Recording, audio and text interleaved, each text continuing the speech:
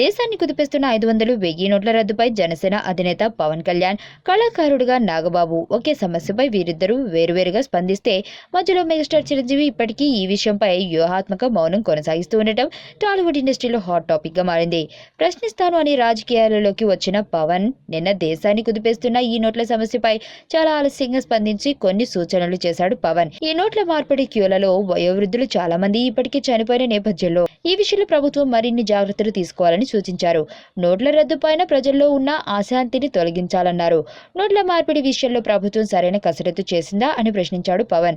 అంతేకాదు గ్రామీణ ఆర్థిక వ్యవస్థ, అసంఘటిత అర్బన్ మార్కెట్ విషయంలో జాగ్రత్తలు లేకుండా నోట్ల రద్దు విషయంలో ప్రస్తుతం ప్రభుత్వం అనుసరిస్తున్న విధానాలను చూస్తుంటే ప్రభుత్వం ఏ ముందస్తు చర్యలు తీసుకుంటున్నట్లు కనిపించడం లేదన్నారు పవన్.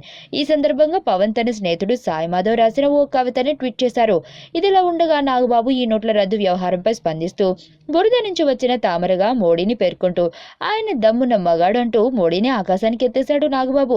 ఈ విషయమై నాగబాబు చేసిన ఆసక్తికర వ్యాఖ్యలకు స్పందించిన వీడియో ఇప్పుడు యూట్యూబ్ లో హల్చల్ చేస్తుంది.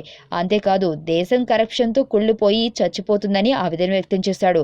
మనకు విపరీతమైన స్వేచ్ఛ ఉన్న దేశం మనదే అంటూ ఆ స్వేచ్ఛ వల్ల ఎన్నో సమస్యలు వస్తున్నాయని కామెంట్ చేస్తూ డబ్బులు ఇచ్చి ఓట్లు వేయించుకొని గెలిచే రాజకీయ నాయకులు డబ్బుల గురించే మాట్లాడుతున్నారంటూ షాకింగ్ కామెంట్స్ చేశాడు. తాటాకు చప్పుళ్లకు బెదిరే ప్రధాని మోడీ కాదు అని అంటూ తన దృష్టిలో చావో రేవో తేల్చుకునే దమ్మున మగడు మోడీ అంటూ ఆయనను విపరీతమైన పొగడ్తలతో ముంచెత్తి వేశాడు నాగబాబు.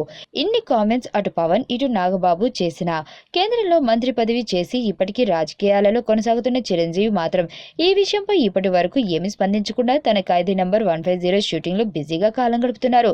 దేశాన్ని కుదిపేస్తున్న ఈ ప్రధాన సమస్యపై మెగా హీరోలు ఒక్కొక్కరు ఒక్కొక్క విధంగా స్పందించడంతో మెగా ఫ్యామిలీ పెద్ద నోట్ల రద్దును సపోర్ట్ చేస్తుందా లేదంటే విమర్శిస్తుందా అన్న అయోమయంలో మెగా అభిమానులు ఉన్నట్లు టాక్. నీ స్నేహితుడు ఎవరో తెలిస్తే నీ క్యారెక్టర్ తెలుస్తుంది. నీ శత్రువు ఎవరో తెలిస్తే నీ కెపాసిటీ తెలుస్తుంది.